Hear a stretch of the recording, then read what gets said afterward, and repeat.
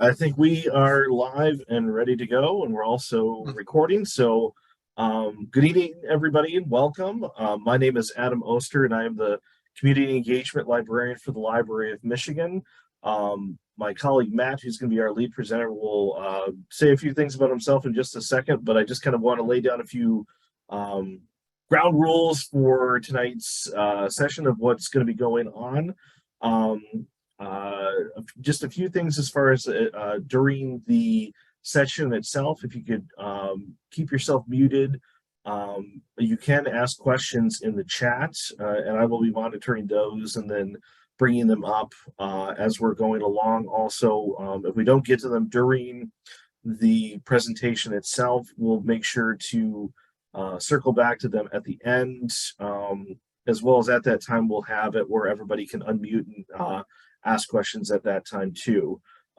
If you're looking to register for any future programs, make sure you go to our website. We still have plenty more for the rest of the year.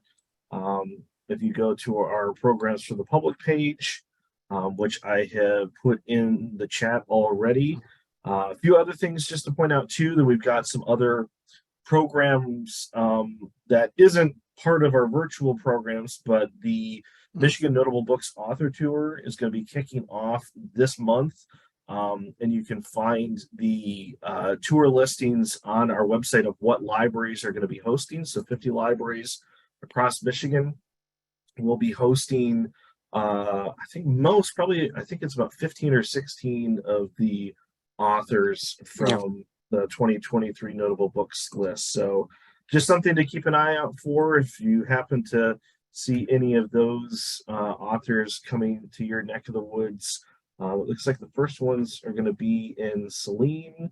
Rochester University is going to be hosting one, and then also Comstock Township over by Kalamazoo. And I think with that, Matt, I'm going to go ahead and turn everything over to you. Sounds good. Thanks, Adam. Hello, everyone. My name's Matthew. I am one of the reference librarians here at the Library of Michigan. Been here since 2013, so it's going to be coming up on 10 years in July 22nd to be exact. I've got several different focus points. With help coordinate the Michigan collection as well as the Rare Book Room. I give plenty of presentations like these, virtually and in person at different genealogical societies. So, for example, next week Thursday I'll be at the Ingham County Genealogical Society down in Holt, Michigan, just south of us. Just a little bit of the agenda. Once I get started with the presentation, because I am at home, I'm going to turn off my video feed to help with bandwidth. I do have 2 kids. And even though I told them, I'm here just to help save bandwidth space. But for the presentation, I'll be talking just a little bit about who we are at the Library of Michigan and a little bit about our collections. And then we'll go right into the Library of Congress, the website, and some of their digital collections and different aspects of their website that can be useful or may be useful for you and your family history research. And then depending on time, we'll do a quick kind of a visual tour demonstration so you know where some of these things are at. And we'll open it up to questions. So I hope you enjoy it. So with that, I'm going to stop my video. And then I'm going to share my screen.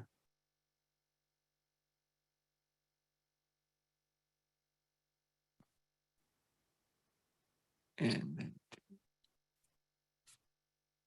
so we all should see the start of the slideshow. Library of Congress.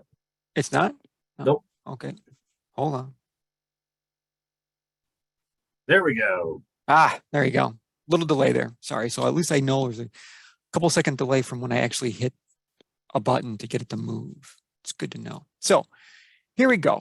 Who are we? Library of Michigan. Well, we're that institution created to collect and preserve and provide access to the story of the state of Michigan, to support libraries in their role as essential community anchors. Now, we've been around for quite a while, since 1828 as the territorial library. And we've served state government So a little timeline at the bottom of that slide: 1828, Michigan Territorial Library. And then in 1837, we became the Michigan State Library with statehood. So yay for statehood. We then packed our bags 1847 and moved on over from the Detroit area over here to Lansing without 94, 96. Should have been very interesting. With about 130 to 135 items in our original collection. And then throughout the years, and then in 1983, we become the Library of Michigan through the Public Act of 540.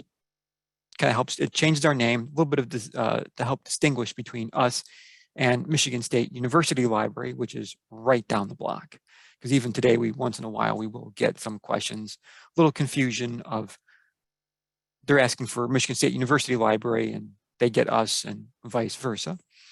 And then finally, in 1988, we moved into the building that's in the picture at the bottom right-hand side of your screen.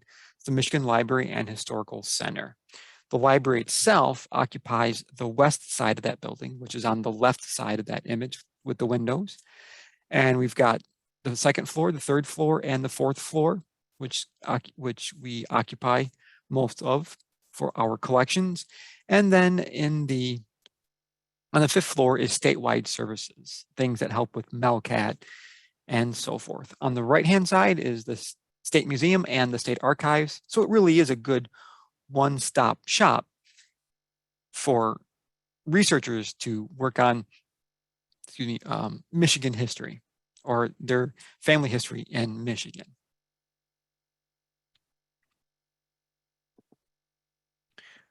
So this page here gives you a nice picture of our atrium, and it gives you a nice view from the fourth floor looking down at the atrium tables there.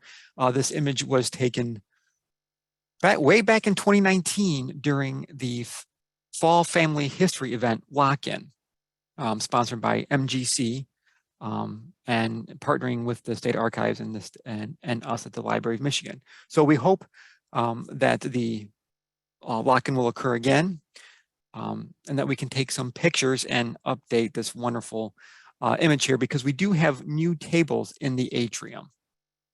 So what we're seeing here at second floor is mostly the Michigan collection. The third floor is the State Law Library and the current periodicals and the main collection. The fourth floor occupies, or on the fourth floor, we have the rare book room and the federal documents and the regular periodicals. And those kind of really are our collections.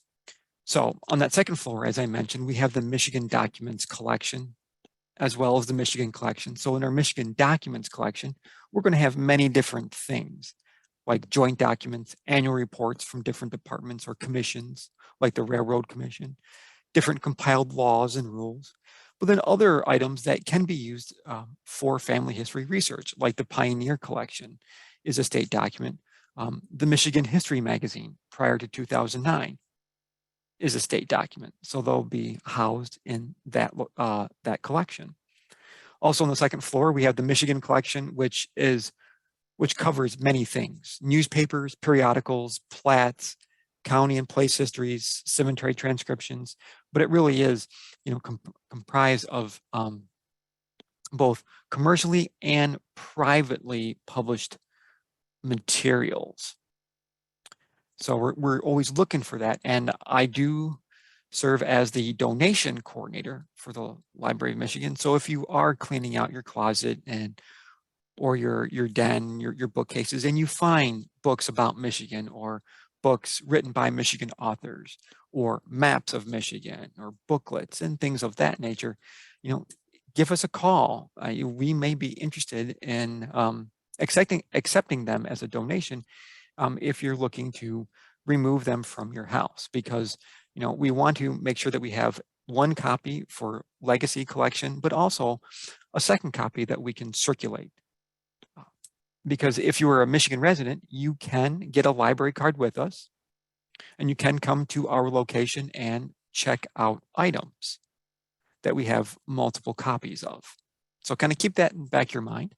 And then, as I said, on the third floor, we have the State Law Library, the law collection, and then rare books, which is kind of a compilation of different parts of the collection. It's, 1/3 Michigan, 1/3 law, and 1/3 legal. Some things are rare based on age. Some things are rare because they're so fragile, or there's just so few of them basically in existence. And they can be city directories, maps, biographies, and you name it. So that's a quick rundown of us. But let's go ahead and get really into the heart of what we're here to talk about, is the Library of Congress and their digital collections that we can use for family history research. So on the top of the slide, as you can see in the blue area, it's www.loc.org, and it will get you, or should get you, to a page that looks a little bit like you see on the screen in front of you.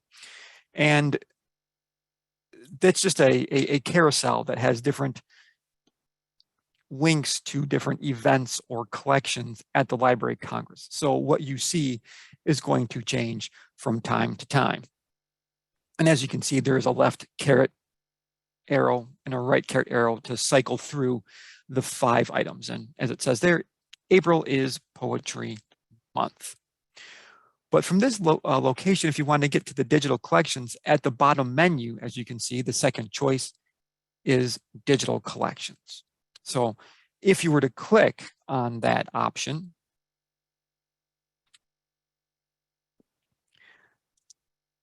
the page that you're going to see should resemble something like this. Again, same idea. We have this little carousel slide towards the top, just presenting featured content. And they do cycle through it and put different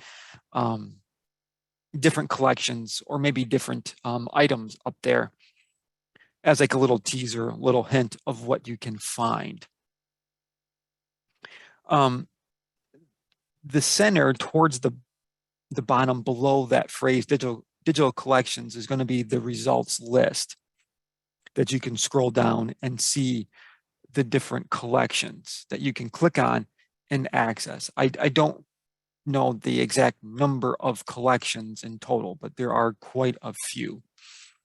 On the left-hand side of the page, there's that refine your results list. So you can refine it by topic, and there are more topics below than what we see on this screen image.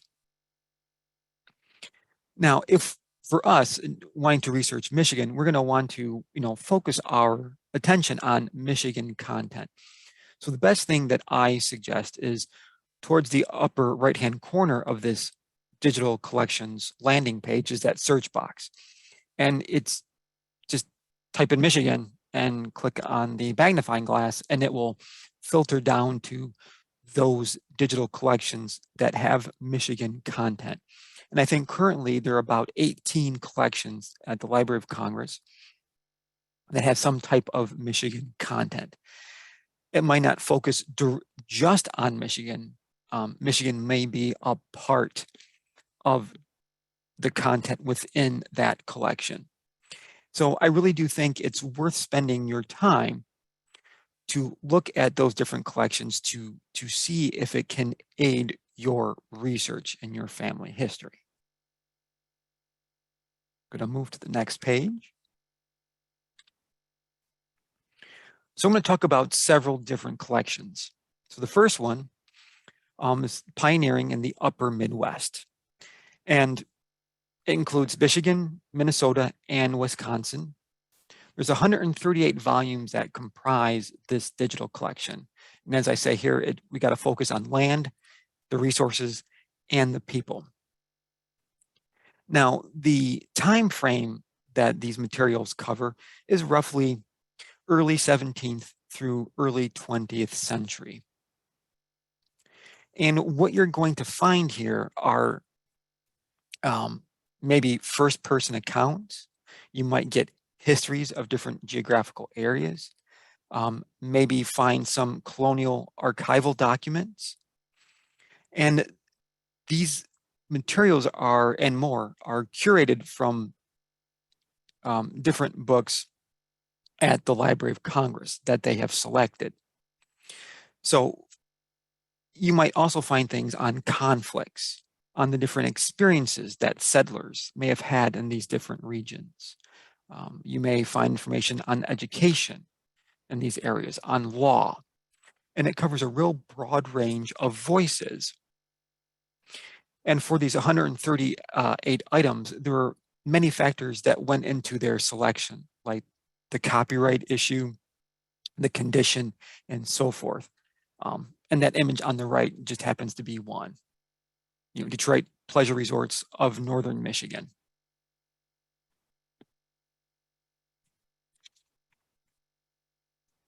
I'm going to go to the next slide. Another great collection that's really fun to explore is the Detroit Photographic Company. Matt, there was one question where it says, Yes. can you please restate the years for that collection that you just talked about? Okay. For the Pioneering the Upper Midwest, it really focuses on early 17th century through early 20th century United States. So colonial period up until early 20th century. I don't specifically, or I cannot specifically tell you where the bulk of the material lies, but that is the broad bookend dates that you're going to find information. Thanks for that question. It's a really good question. So another digital collection here is the Detroit Photographic Company. Now, within this collection, there's over 25,000 glass negatives that were digitized and about 300 lithographic prints. And it covers, east of the Mississippi, eastern United States. And those are two sample images. The train depot, I think, is Durand Depot. And then the image on the bottom is Mackinac with the fort in the back and in the background. So for those of you who have been to Mackinac recently in the last 5 or so years, it's changed greatly since that image was taken, because all that is now built up. This company itself, Detroit Photographic Company, was started in the late 1890s. And they're important because they used the Swiss photochrome process. So they really popularized that photochrome process. And it's important because that process allows for color prints, but also the mass printing. So with this company, this is when we start to see the mass production of all those postcards that we begin to see and crop up in the early 20th century. And within the collection itself, we're going to find towns and buildings and scenes. Again, not all Michigan. And why I think this is a really good collection, because it provides wonderful visual context for our research. Particularly if your research encompasses this time frame, early 20th century and so forth. You may not get exactly what you're looking for, but you may be able to get a hint, a taste of what your ancestor lived through or experienced or saw, what things look like. And as I mentioned a little bit before, I think this is a really fun collection just to look through and spend some time. I'm going to go ahead and move to the next slide. Chronicling America, part of the Library of Congress. This is the entry page for those of you who haven't been here. The address to get there, yes, you can search, Chronicling America, or you can go to chroniclingamerica.loc.gov and get to this landing page. And this is the ongoing program for the National Digitization or National Digital Newspapers Program. And these are selected newspapers from across the United States. And you can click on the left-hand side menu where it says About Chronicling America to get more information about the program. Currently, the Clark Historical Library up in Central Michigan University is I wouldn't call it the Michigan chapter. They're the ones that help coordinate, and they're the ones that help to seek out and digitize content to put on Chronicling America. There's a few things I want to point out before I move on, talk a little bit more about Chronicling America. When viewing the all digital newspaper list or digitized newspaper list, which is up above that search bar towards the top of the picture in front of you. It says all digitized newspapers 1777 to 1963. Well, if you go ahead and click on that list and then you navigate to a different state, Michigan, New York, or wherever, something that you might want to pay attention to is if the word yes appears next to or in the column on the right-hand side, because the word yes will get you to further information about a particular newspaper title. You might find like a short history of the newspaper, its publication name, and any name changes. And I think this is a good way to help find newspaper titles that you can then maybe look on our library catalog to see if we have maybe other issues that are not in Chronicling America, or contacting another state library to see if they have that paper that you are looking for.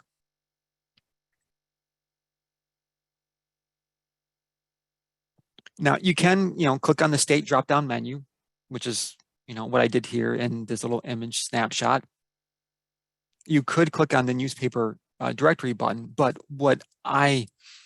which is on that right-hand side, it's kind of that purplish lavender color button.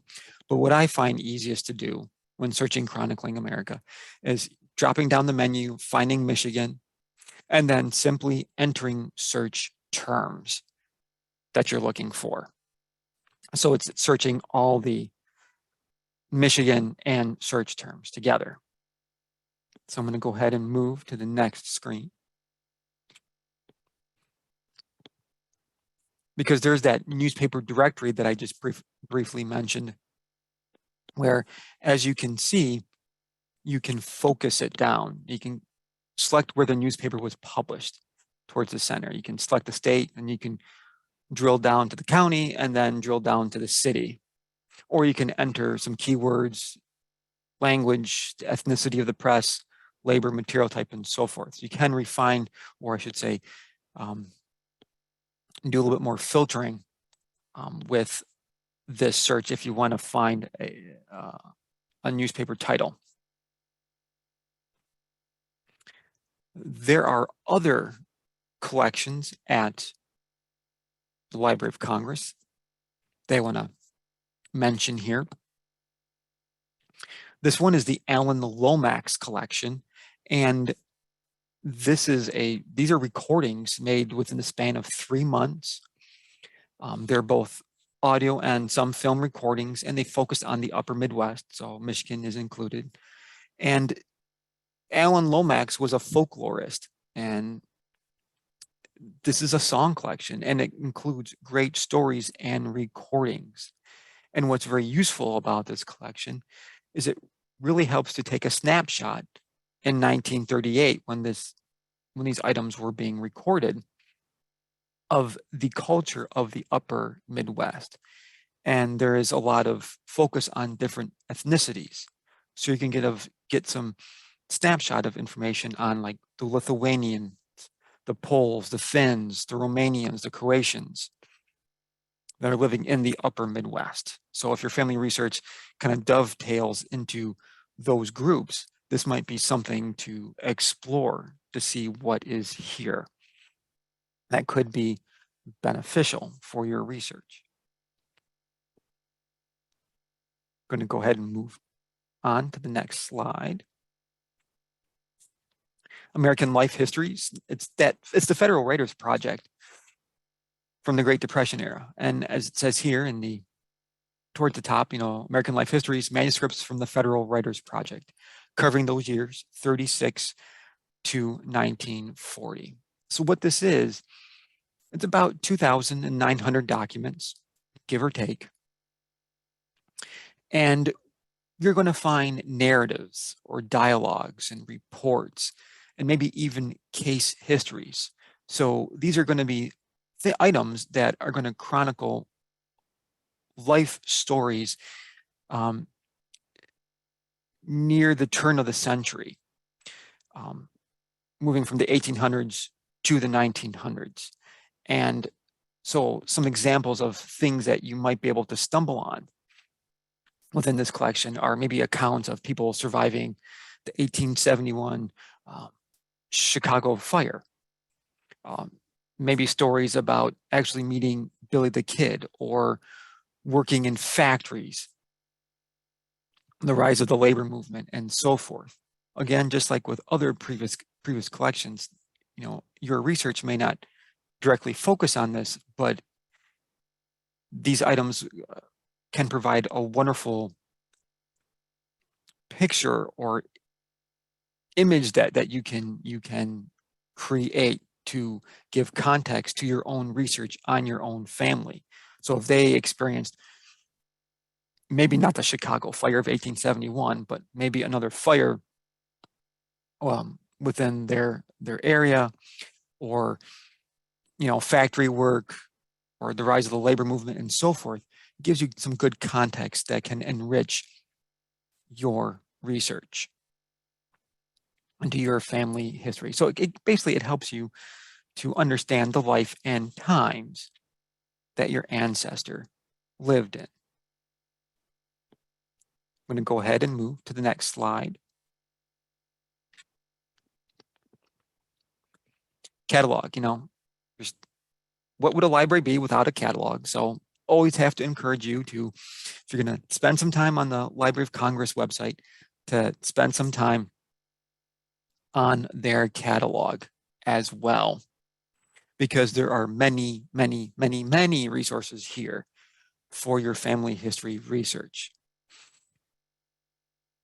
You can browse on the menu below, you can keyword, you can advance. The times that I use this website, this catalog, I tend to venture to the advanced search page itself, just because of the different options that it provides to find titles within the Library of Congress.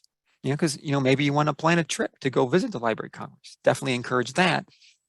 But a few things I want to point out is, if you stumble on items as you're searching their catalog, we'll bring them and search our catalog at the Library of Michigan, or the MELCAT catalog. If your local public library in Michigan is a member of MELCAT, maybe there's a library, if your local public library doesn't have this item, that can request it for you so that you can check it out.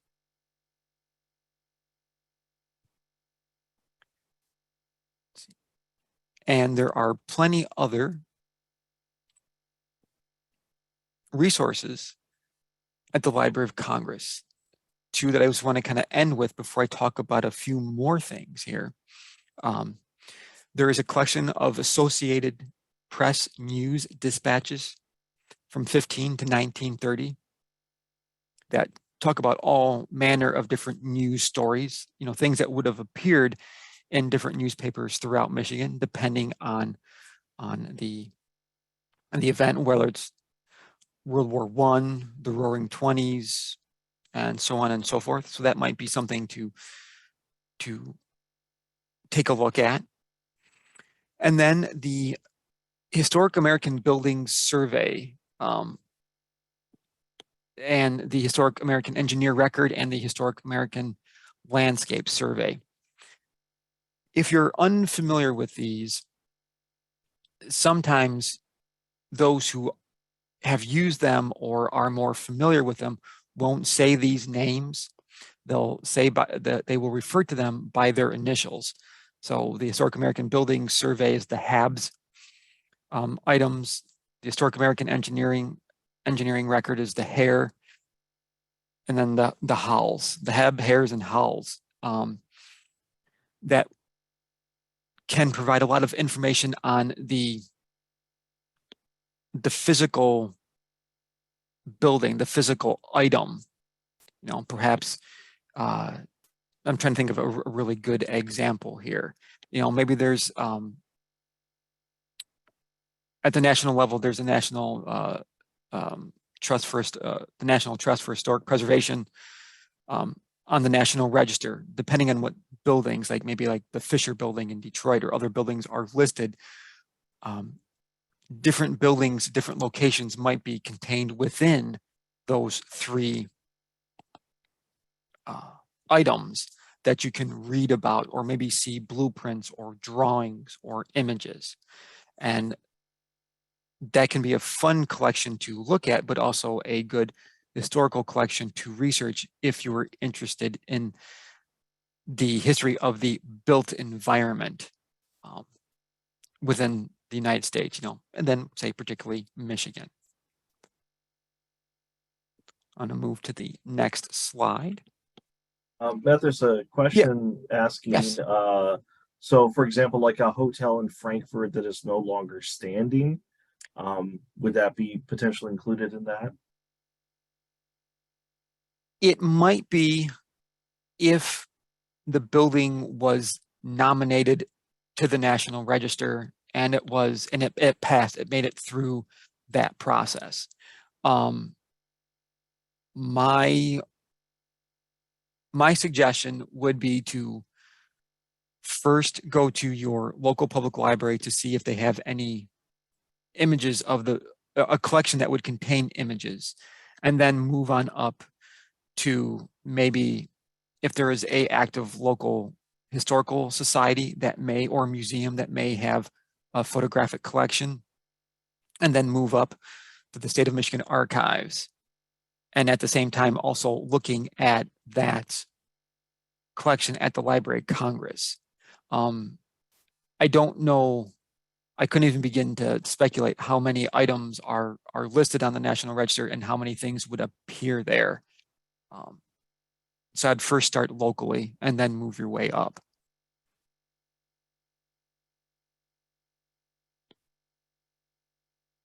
Well, if Adam doesn't say there's any more questions about that.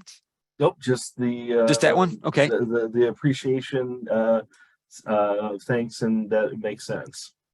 So, okay, sounds good. Yep. Well, something that Adam may have stumbled on this, I'm not certain, but there are some research guides at the Library of Congress as well that can provide some maybe extra avenues of research for you, whether it's family history or other topics. And what we see here is it's a screenshot of the index to those research guides. And as it says here, you can, towards the center, it says you can look at them by subject, by research center, or you can look at all the guides.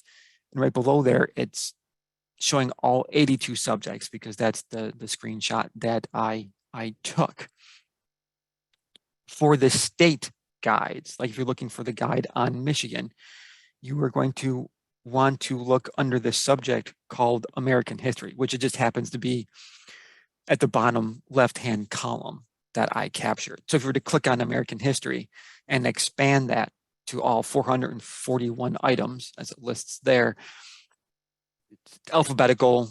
I think they're listed as like State Guide Michigan, State Guide Alaska, and just find Michigan and click on Michigan. And that page, once you click on Michigan, should look a little bit like this. You know, it gives some brief information. It says here, when I became a state, this guide compiles links to digital materials related to Michigan, such as books, documents, manuscripts, so on and so forth. And there's a couple of items there that they just place for interest to, you know, dive into. Now, there are links on the left-hand side of the guide, and we'll show it once we bounce because we're going to go to the demonstration pretty soon. But there are links on the left-hand side menu that will take you to different sections with a few more suggested resources or related resources of interesting sites and images. Also, what you will see is that on that menu is like a digital collections, and that's a list of collections, roughly those 18 collections that I mentioned before, that have some kind of Michigan content. Again, they don't focus solely on Michigan, but they have some Michigan content. And last thing I want to say here before I move on to it's not really a database, but it's the website demonstration is, don't forget our digital portal at the Library of Michigan, LM Digital, and you can search that through any browser or any search engine like Google, Yahoo. Don't forget the HathiTrust and your local library or college or university, because there's a lot of materials being scanned, digitized and made available. So definitely don't forget to shop local or research local to see what is available. So with that, I'm going to go ahead, I'm going to do a new share to the Library of Congress. So give me a little bit of time here. So what we should see now is the Library of Congress website. If it's not here, Adam will chime in and tell me it's not there. It's up. We're good to go. Excellent. So as you can see, it's got that wonderful carousel. There's, concerts at the library, so on and so forth. I'm going to scroll down and I'm going to click on those digital collections that I mentioned before. Because there it is. It's that same page, that same screenshot with the carousel. And I just want to show you this before I search Michigan at the top in the search bar, just so you can see what's going on here. But it gives you a thumbnail view and a brief description of the collection. The Aaron Copland collection, liturgical chants, keep scrolling down, Abraham Lincoln papers, so on and so forth. And these are A to Z. You can keep scrolling down. There's tons of these different collections with more pages. But I'm going to go back up to that search bar. I just want to let you see what it's going to be. And then on the left-hand side, the different ways that you can filter down as part of or an original format. Is it a web archive? Is it an audio recording, printed book, a manuscript, some type of mixed material? So there's different filters that you can refine your results. But, if we're looking for Michigan, I just type Michigan. Click on the magnifying glass to search, and then it's just going to limit down. So, I mentioned the Pioneer, Alan Lomax, but these other things, the photochrome prints, the Garden Forest, we keep scrolling down, the Rosa Parks papers, the Korob collection. And he's an architect who did some work in Michigan, Balthazar Korob. So that could be an interesting item to look at if you're interested in architecture. Slaves in the Court, Civil War maps, Detroit Publishing Company. Keep going. So you can see these are all the different ones. Danny Kaye. So they might not be all Michigan, but they might have information about Michigan within these collections. I'm going to go ahead and scroll back up. I'm going to click on a new tab so you can see Chronicling America. It's that page from our presentation. And I hit right here and have it set up in that center search box. The state, we're going to leave the ethnicity, going to leave the language. We're going to click on Go, because I want to point out that yes word. So here's the list of papers, Michigan, and it gives you, the name, where it's from, and roughly that the year, I think maybe the year coverage. Let's see, earliest issue, latest issue. There it is. Sorry, I'm gotta look at scroll through my screen to look. So that latest issue should be the latest issue that's covered in Chronicling America with the earliest issue. That word yes, if we click on an Alpina Weekly Argus, that's what I'm going to click on. If there's the word yes, it's going to give you information that they've been able to research or find about that paper and about other names and subjects and any specific notes. So that's why I say the Chronicling America can be very helpful for looking at newspaper titles. So if you're looking at Chronicling America and you see a newspaper title and it doesn't have the year coverage, search our catalog at the Library of Michigan or email or call us to see if we also have coverage. Matt, are you going to Yeah. click on that libraries that have it link? I can. Because I think I've seen on there before. So right where it says browse issues. Yep, there it is. Yep. And doesn't that sometimes also list us in there as well? I think this is the Yep, area.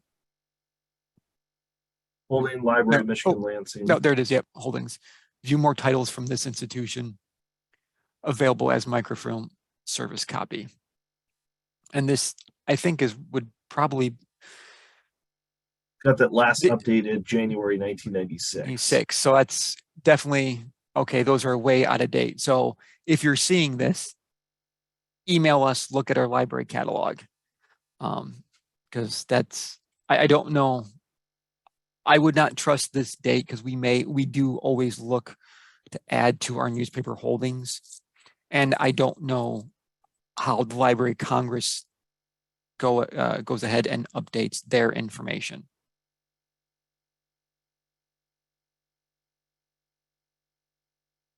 If there are no other questions on this particular tab, I'm going to jump over to show the guides next. Oh, no, wrong tab. There we go. So when you get to the Library of Congress research guides, as I said, it's by subjects, the same image that we saw here earlier in the presentation. There's 82 subjects, there's a heck of a lot, and I'm going to just click on American history.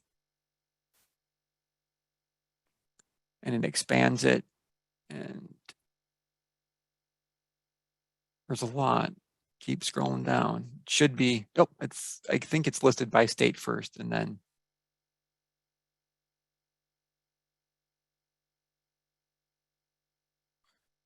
no, Michigan State Resource Guide. There it is.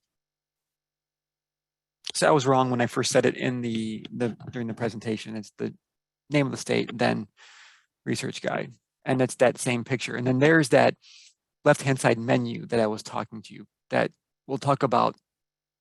Gives you a very brief print bibliography, some external websites to go to, and some external or some related resources and a digital collection. So some of the guides, like Michigan, are not that extensive, and some are more extensive, but it is worth your research time to see what is here that will aid your research into your family history, and maybe even provide some more research avenues that you can come and visit us in person, or through asking a question on the phone or email.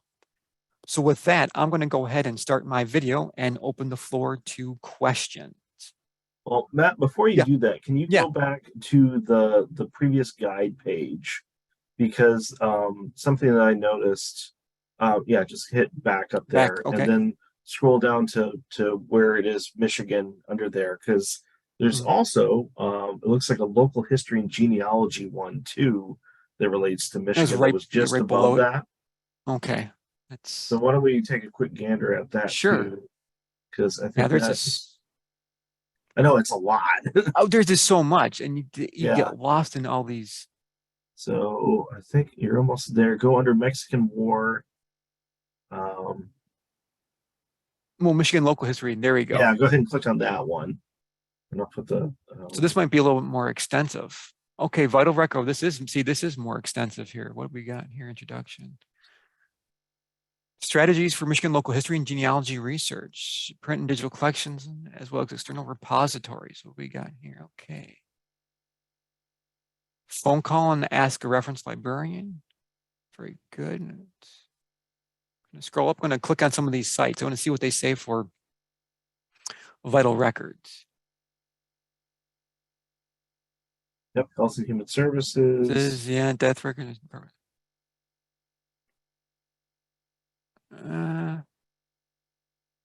Michiganology, okay, that has been updated at some point. Marriage records, county level, county clerks, see note, state level. Are rare, yeah, record keeping and laws enforced. Okay. Oh, it's got some information about using Ancestry, family search, obtaining copies. Oh. See, you learn something every day. What's external websites? Hopefully they have us on there. Well, yeah, I know. That's what I'm looking for. Child's Right Museum, Church and Religious, Indigenous, Tribal Government's okay.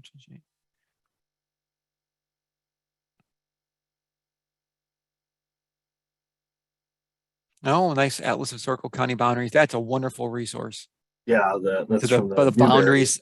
Yeah. Oh yeah, that's a nice. So you can see the tracings of how the counties developed over time. Because sometimes you're doing research in your family and you think you're in, say, Kent County, but it's, I don't know, let's say 1850, 1860, and well, maybe that county was actually, that area of the county was actually Ottawa or some other county. That's a really good resource to become friends with.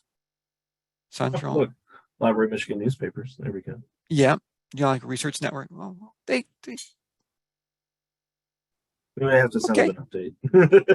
yeah, we're gonna have to give a little shout out. Digital collections. There is a question in the chat asking, does the Yes. Library of Michigan have a collection of records about the migration from Western New York? Not specifically that I know of.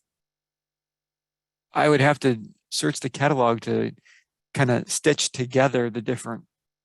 They have some books. Yeah, that talk about the migration from New York, but nothing that I know of that's that focused. I'll admit my family is part of that because they were living, the Osters were living in Oneida, Lewis County, New York, which was on the west side, and they then moved over to, that's when they first came to Sunfield and then later to Gratiot County. So I'm definitely a product of that migration. Yeah, it's definitely a good thing to search on our library catalog to see what hits, and then to email us the question as well. So I'm gonna go ahead and start my video now. Yep. So if anybody has other questions, feel free to unmute yourself or put them in the chat. Yeah, I'm gonna keep the share up. Yeah, just so that might need it in case we need to go to our website. Oh yeah. Anyone? I would definitely say, I think looking at these two guides is certainly a great spot. In fact, why don't you click on that digital collection and resources over there and see what's on there. So it looks like it probably will bring up some of the. I see that Habs Hair Howells survey. Yep. Alan Lomax. Yep. Biographies, American Folk Life. I wouldn't be surprised if like Elijah Myers is probably featured in that architecture one.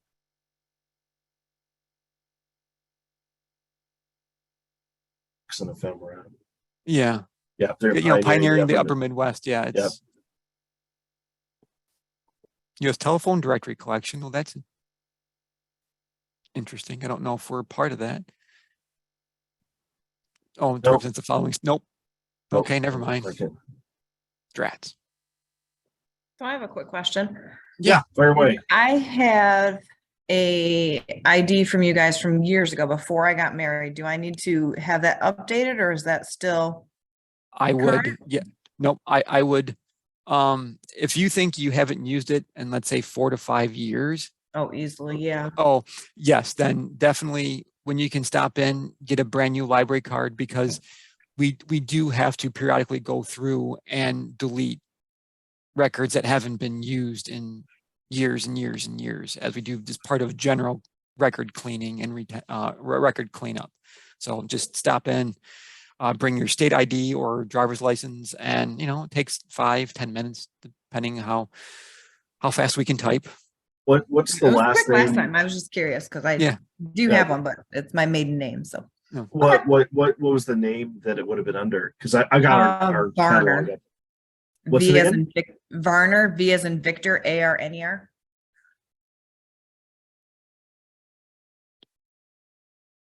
Under first name Jennifer. Unfortunately, you have been purged from the That's okay. system. Yeah. That's okay. Yeah. So yeah, So- just stop in, and hey, if we got, free time, if one of the reference librarians at the desk, just ask for, that, 50-cent tour, so we can Will explain, do. yeah. Will do. Thank you. Thanks for the question. Other questions? Mhm. One thing I will put up is that for anybody who lives in Michigan who wants to get a library card Oh, from yes, us, yes, yes. I'll put That's the good. I'll put the application in In the the chat. chat. So we've got 2 different kind of library cards you can get from us.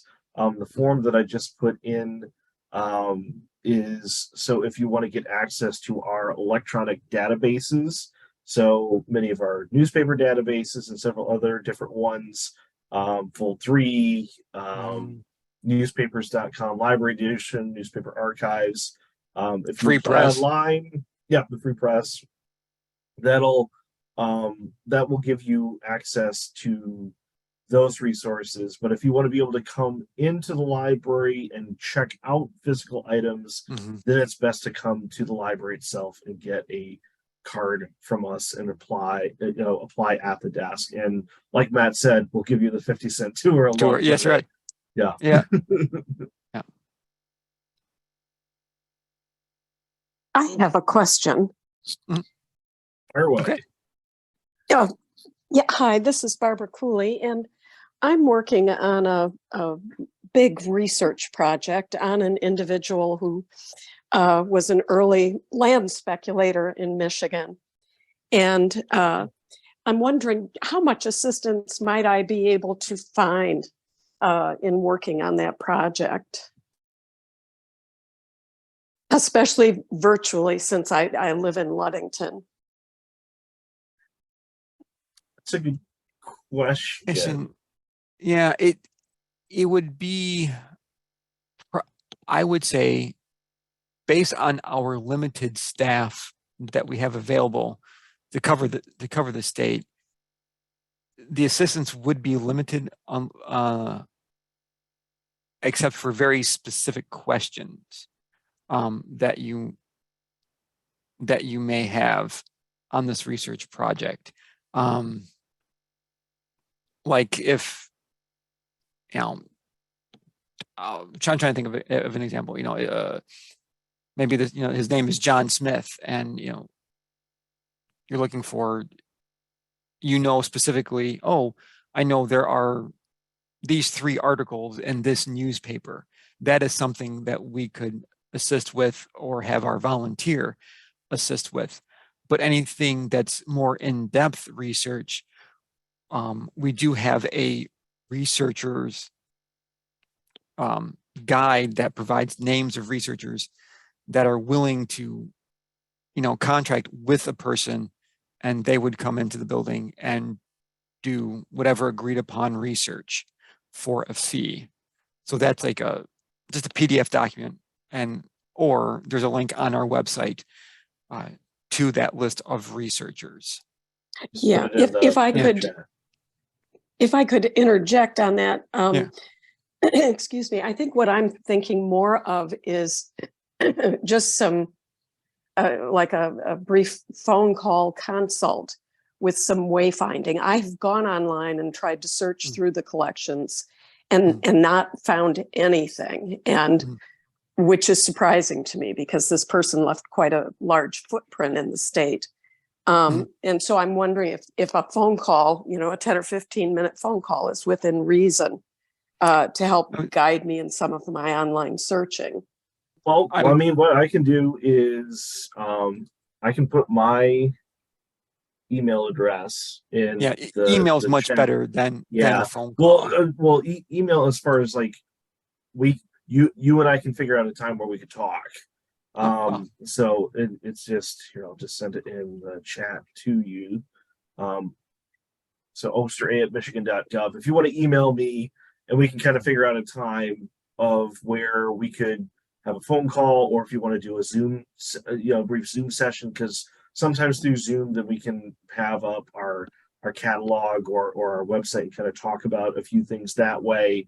Yeah, it's no different than a reference phone call that we would get during the regular week. It's scheduled. Scheduled call. Yeah, that might Yeah. make it a little bit easier to like. I would say, yeah, send an initial email to me, and then we'll figure out a time. And if there's a few details that you kind of throw in there, and then plus Matt and I could chat beforehand if there's other things that he may know of, or if we need to consult some of our other colleagues. So that's always a good route. In fact, I would just say to everybody, and I'll put our general reference email in the chat too, that obviously our time is very limited. Limited, but it's having set a set time where if we're going to talk with somebody, it's certainly easier than like when one of us is on the reference desk and you call the ref desk and we've got two other people in line in front of us. So but no, Barbara, that's definitely a good question, and shoot me a message and we'll figure out a time to chat. Wonderful. Thank you so much.